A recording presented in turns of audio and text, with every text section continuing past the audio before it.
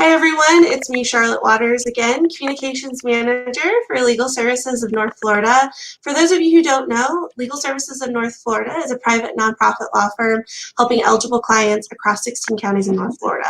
But we are here actually to talk about Jazz for Justice today. Jazz for Justice is tomorrow night from 8 to 10 p.m. Central Time. I'll tell you at the end of this interview all the different ways that you can join us tomorrow night. But right now we are going to meet the artist. We're meeting three of our wonderful artists from Ladies of. We have Johnny Blade, James Hall, and Jazz Gillette. Welcome, you guys. What's up? Thank you guys so much for joining us today. We really appreciate it. So the first thing I want to ask is, tell me about Ladies of. How did you guys get started? And tell me a little bit about y'all's history. Ooh, all right.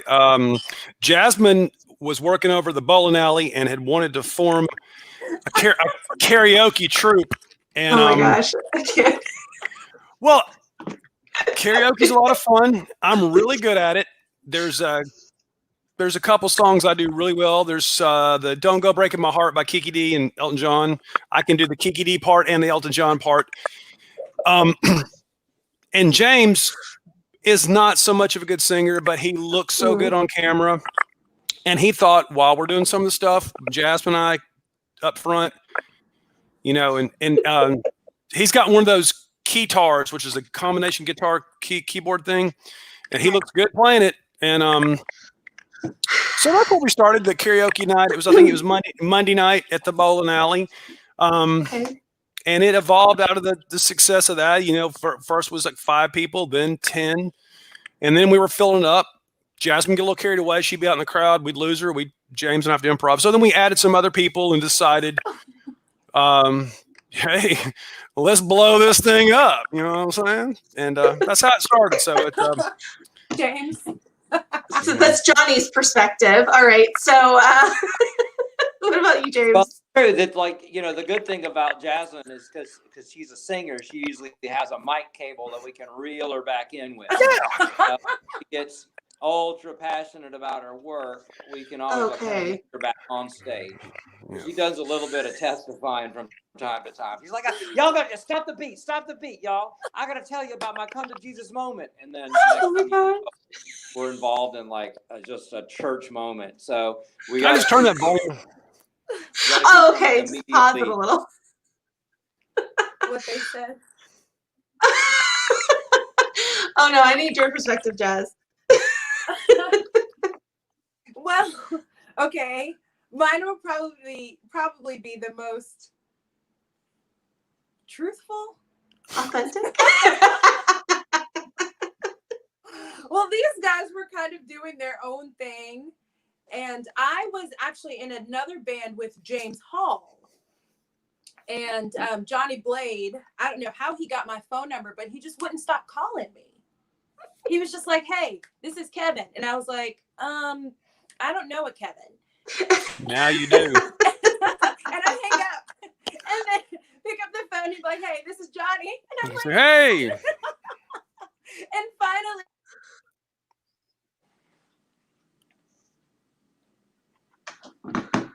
did we lose a little bit of Jasmine's audio? We lost a little bit of her audio. We lost Jasmine all the way. I'm so sorry. Back to you in the studio. It's okay. It just is here to keep it interesting. The only time anybody calls me is when I have something important to do, by the way. Hey, look. Yeah, no, I get that. This Zoom call or this what do you call it? StreamYard. Virtual call has a governor on it. So if it detects anything untruthful, it's, you know, part of the North Florida Legal Services. It will cut your camera off. I need that disclaimer that says anything said during this video is not an expressive view of legal services. I'm going to move on, James, to a little bit more about your musical influence. So we kind of have an interesting bio, 3 different perspectives of a bio from you guys, but I'd love to hear a little bit more about what the influence is behind your music, and maybe even a little bit of an evolution through the years of your music. We you know, and I'll speak for myself, I guess so. But for me, I am interested in a wide variety of entertainments. I'm loving that Jazz for Justice is fluid enough to consider Ladies of as part of it. And I have interest in jazz too as well, but what we do is more among a live theater musical experience, and I say that it's like it's not like theater in a kind of we take breaks and then we talk on stage, but it certainly is a certain element of lightheartedness, and there's a certain amount of playful antagonism occurring, you know, on every song that we create. So my interests hover around that area, the stuff that kind of rides the line between absurdity and maybe even more serious subjects. Yeah. What that sounds like creatively, I don't even really know, but I mean, as a youngster, I remember loving the Police and U2 and Madonna and Bruce Springsteen and the Rolling Stones and I'm trying to think who was Cyndi Lauper. All of those artists carried, I believe, a really, really good balance of feel, both lighthearted and then also heartfelt. And that speaks to me. Now, there's an element of absurdity in theater that does happen and occur in this music too as well. But I don't think that ever impedes upon the seriousness with which we're attempting to communicate a feeling or communicate an idea. Oh no, I definitely think that comes across. You guys are a lot of fun, but the music definitely, it's great to listen to. It's serious enough to enjoy. What about you, Jazz? I think it's funny because even though I'm a bit younger than the guys, I like a lot of the same music that they like. But I have like all my pop divas that I grew up listening to. Who are some examples? I love Amy Winehouse and Cher, Dolly Parton, all those girls who just kind of did it. And then there's me growing up in Atlanta loving hip hop and like TLC and Outkast and all that stuff. So I think it's just a mix of all, and then the rock and roll. It's just so much. Really just a lot of different influences from everywhere. And I think it just shows in the fact that you just can't put this band or me in a box. Mm-hmm. No, for sure. I've really enjoyed hearing the different sounds. So, considering that your influences are kind of all over the board and you've had a lot of different experiences and interests, do you guys have a favorite artist or someone who, if you could perform on stage with someone, alive or not, who would that person be? Who would your duet be, or maybe someone in the band? Johnny, you want to start? Yeah, I mean, I can't think of like necessarily I'm more interested in behind the scenes who the architects are, so I'd probably be more interested in the people that put it together than the people that are executing it. I know the people that are executing it also have a huge say-so in it. I'm not discounting their role, but I'm more interested in the people who built it that may not be visible. And so as far as in a contemporary setting, as far as other people, I don't know that I can even think of anybody that I would jive with. I don't know. It's not that it's a tough question. It's just I can't think of anybody in specific that moves me that way that anybody else would recognize. Like they would have, like I have more interest in the subtext than I do the actual part of it that shines and shimmers, if that makes sense. Maybe we need two Johnnies on stage. That would be really interesting. What about you, James? Is there anyone in particular that you would love to be able to perform with? Yeah, it might be going back a little ways, but as I start thinking about like, different, industry players, did Napoleon play any instrument that you're aware of, Jim? Like Napoleon Bonaparte? Did he? He played the old hand inside the pocket move like that. I had a pocket in He that. played harp. That's right. He played harp out in Corsica, right? Yeah. He had that gig on Corsica. He did. He right? did. Monday nights. Monday Corsica nights. Island, he played harp. That's right. That's right. It was like an open jam, but he took it over. He did. It was just him, but it was still healthy. Josephine, until Josephine had him come home. That is correct. No, but like Porter Wagner, I think would be great to gig with. I mean, God knows. George Jones. George Jones would be an interesting guy to be like on a bill with. Now, would he like us? I don't know. I mean, I didn't ask if they liked you, so. Our interest is in pop culture concerns too, as well. I mean, one of our, I guess, at least for Jim and I's kind of time together, is a song called Tanya Tucker, and Tanya Tucker follows the destructive relationship of Glenn Campbell and Tanya Tucker across a World War II axis, and that particular song. There's a bit of lighthearted, bizarre codependency going on with it, and that's kind of in our interest too as well. It's codependency.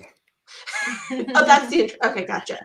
I know that we're live, folks. We may delve into some categories that are not quite so humorous, but we sometimes have a take on things that we think are humorous.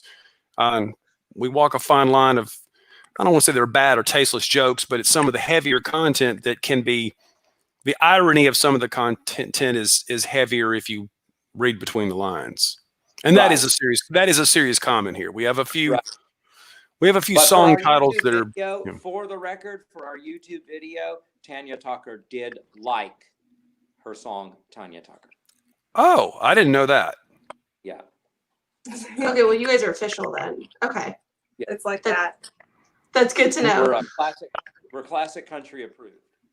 Okay, cool. That's really important. So I feel comfortable moving forward now. All right. What about you, Jazz? Is there anyone in particular that you would just love to perform with? Do they have to be alive? No. Just anyone that you'd love to make some music with. And Johnny Blade is here pointing at himself, but you've already done that. That doesn't count anymore. I mean, he's pretty cool and all. He's nice. I will say that I like standing next to him on stage. He's so much fun. The energy is so unreal. And I think I'm always swinging my hands left and right, and I'm almost always knocking.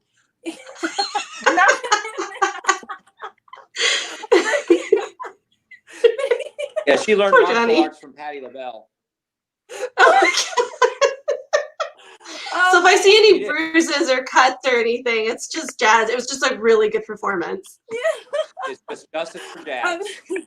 But if I had to choose anybody, who do I enjoy? I would say I enjoy most probably watching like Prince or Michael Jackson performing live. They just brought so much energy to the stage, and it just looks like, I mean, if you were there, or maybe even James Brown would be fun. I would lose all my money because I'd be messing up all the cues.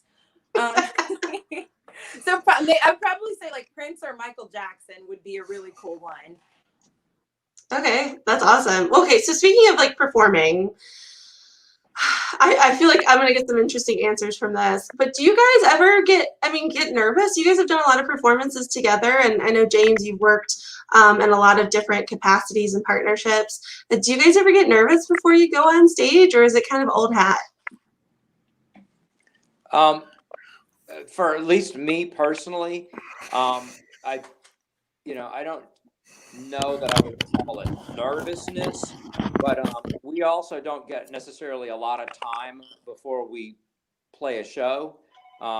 We've been referred to as the band that hugs each other and walks on stage because we haven't seen each other in a while.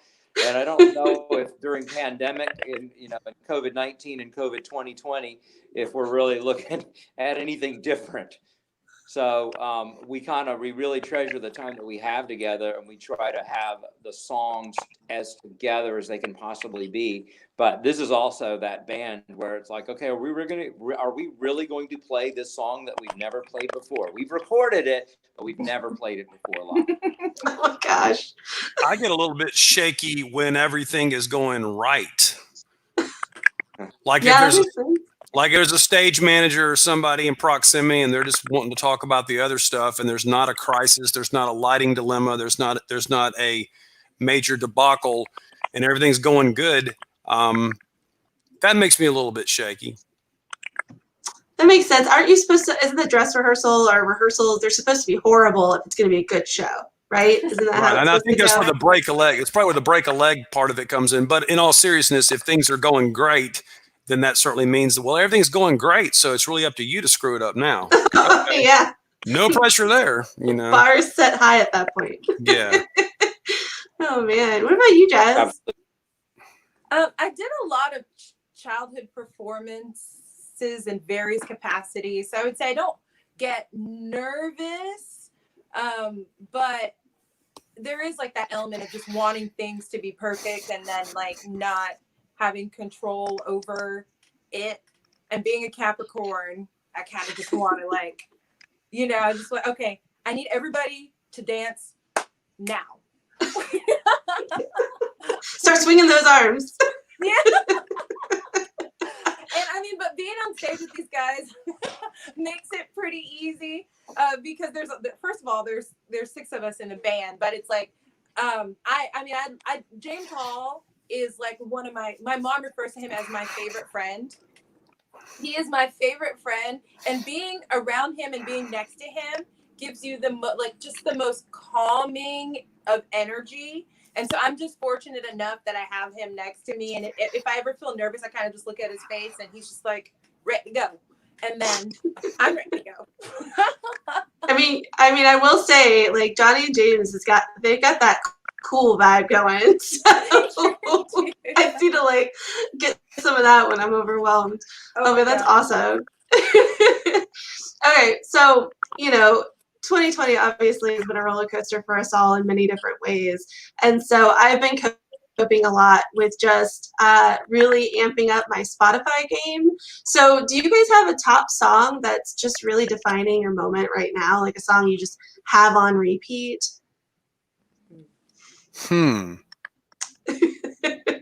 Maybe you have an album. I don't know.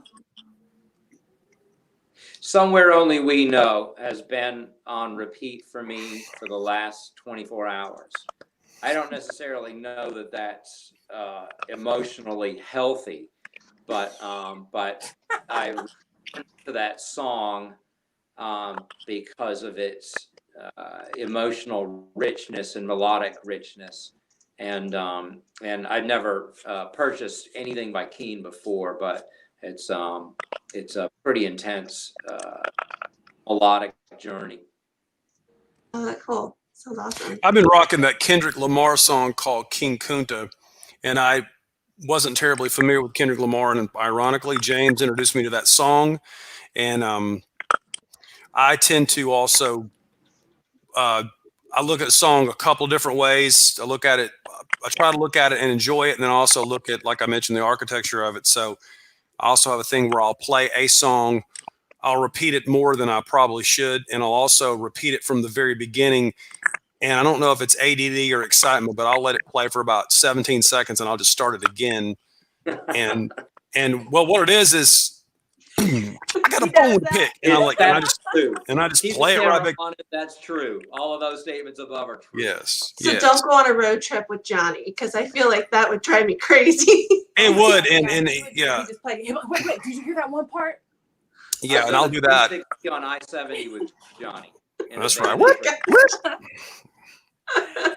I think for me, it would probably, what can we say? Staying Alive by the Bee Gees. I think that one works really well because it's just been a struggle this year, huh? Appropriate.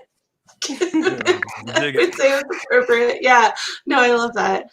So speaking of COVID-19 pandemic, I know some people are working from home. We're all kind of in these weird sort of situations. Is there anything, in particular you've picked up or started doing? I know for me, I've been admittedly maybe binge watching more than I should. I'm really digging crime shows right now. But is there anything in particular since the pandemic started that you found yourself getting into? Jasmine has been more quarantined than the rest of us. Mm-hmm. And I'm being serious. It's been a bit more of a That's challenge for her as in New York because of the epicenter there. And on a serious note, I think, we all paid closer attention to her. And I think Jasmine's had to overcome more. James and I might have had a little more room to move, which I think helped. I'd say that's fair. Yeah. I mean, and not to really speak for Jasmine, but Jasmine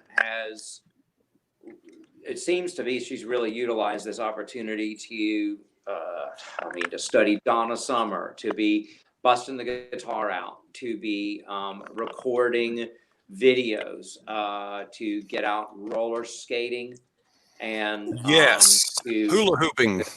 to I've become quite the roller skater and hula hooper. work. Yes, I'm like, she has. girl. Yes, she has. And I think all of that is a commitment to her own emotional health. And I think that's really a good sign, especially in the face of no work. For my own part, I've been lucky. I mean, other than the 2-week shutdown in Atlanta area, like we've been back at it. And so I haven't had a whole lot of unstructured time, which is good for me. I'm always trying to strike a good balance between time for creative pursuits versus time for more industrial pursuits. But Jasmine's really, really done well with having a lot of time just put in her lap. You're my hero. Oh, I love you. There's a lot of love floating around right now. This is real cute. Love it. We're that band. We hug each other. A lot of virtual love anyway. Yeah, they can feel it. So what about you, Johnny? Anything you've gotten into this year? I don't want to kill the I don't want to kill the party by not saying that we don't, but a lot of things that I think have been advantages to some folks in regards to the opportunities to do stuff. I've pretty much steadily done that, which would be, like you mentioned, binge watching TV. That's really cool. I've thought about doing that, but that you got to watch the TV. But I haven't really done anything. I haven't done anything significantly different, and I'm grateful for it. When I mean that, I mean I've tried to be as more attentive and more aware and more caring for people that could be adversely impacted by COVID. But as far as any of my habits or structurings, they haven't really altered. So I have to be honest, because I haven't done anything like I haven't. I've always wanted to be the guy on the game show, TV game show, that would announce what people won. But I haven't had that opportunity yet. So that's my only other next. That. Okay. No, I want to be like, you want a new car, like that guy. But that's not the TV game show business is not what it once was. So Oh man. other than that, there's not been an immediate pursuit. Well, that's rough. I was hoping that maybe you became like a professional baker or something, but not all of us have that Pinterest opportunity. So, but that's okay. But speaking about that and around opportunities, we're really grateful to the Ladies of for being part of this event that's tomorrow night. Yes. This is a benefit for Legal Services of North Florida, and we're very grateful to be able to help the clients we can across North Florida. So thank you guys so much for taking a few minutes and hanging out with us. And kind of giving us a little bit of a preview and kind of a window into y'all's lives. So just to let everyone else know, don't forget to join us tomorrow night on November 14th, again, 8 to 10 p.m. There's a bunch of different ways that you can access this program. If you're in West Florida, WWF 88.1 FM is actually going to broadcast it live. We're also going to be live on TV on Cox Channel 4, Channel 1004, and then Spectrum Channel 98, Mediacom Channel 98, and AT&T Uverse Channel 99 are all going to be featuring this program live tomorrow night. And if you're not on the West Coast and anywhere else, so our New York and our Atlanta folks, we will actually be broadcasting this live through Legal Services of North Florida's Facebook page, and WWF will also feature this on their Facebook page. So there is absolutely no excuse for everyone out there to not be joining us live tomorrow night. Again, thank you guys so much. We appreciate you. Check them out below. You can see, you can access their music. Go to their website, theladiesof.com. Any other ways you want to tell people to access y'all's music?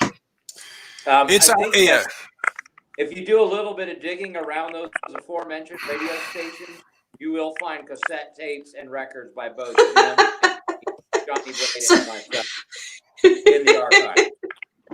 I do recall in the 80s them those stations being brave enough to play "Marry My Hope" stuff. So that's going back to 1988.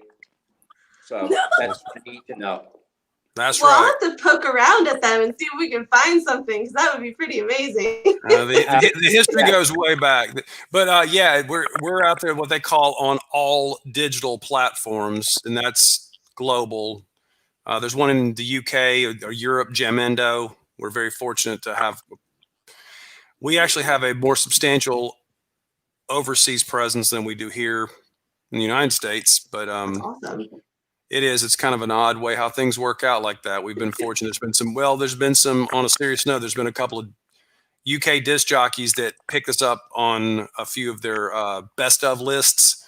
And because of their power and the exponential voice they had, it worked well. Meanwhile, here in the United States,